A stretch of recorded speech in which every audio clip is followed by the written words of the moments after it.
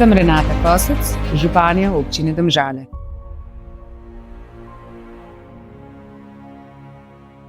Najlepša hvala za vaše vprašanje. Umeščanje dvotirne proge oziroma nadgradnja železniške proge Ljubljana-Kamnik je res zahteven projekt, tako da smo v dogovoru seveda s pristojnim ministrstvom. Gre pa za posege predvsem na območju Depale vasi, potem na Cankarjevi cesti, v centru Domžal, na Rodici in pa v Jaršah, za kar zahtevne posege, tako da smo oziroma je država preverila več variantnih rešitev.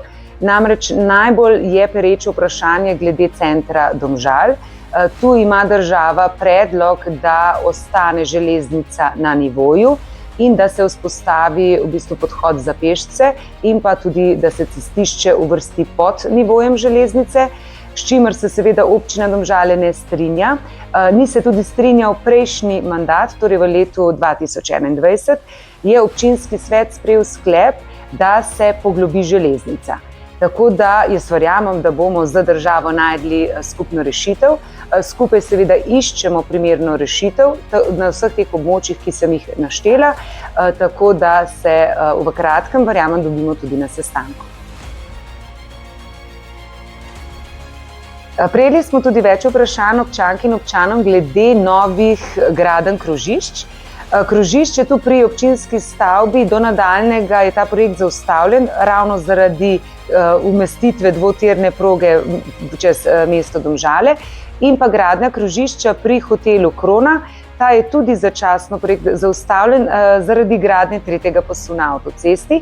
Kot veste, gradnja tretjega pasu bo potekala vsaj 2 leti in če bi mi šli seveda z gradnjo samega krožišča na tem delu Domžal, bi bil res prometni kaos še večji.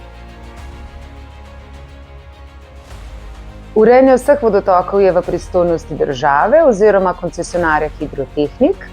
Kar se severnega dela občine Domžale tiče, torej območja Nožic in Homca, tu potekajo vse aktivnosti v etapi 2, skupaj seveda z občino Kamnik. Moram tudi pohvaliti civilno iniciativo, ki je od samega začetka po poplavah zelo aktivna. Brez nje se verjamem, da tudi ne bi bolj aktivno odvijalo na sami direkciji za vode, tako da upam, da bomo skupaj, pospešili vse postopke. Za ostale vodotoke pa, kot sem rekla, je pristojni Hidrotehnik.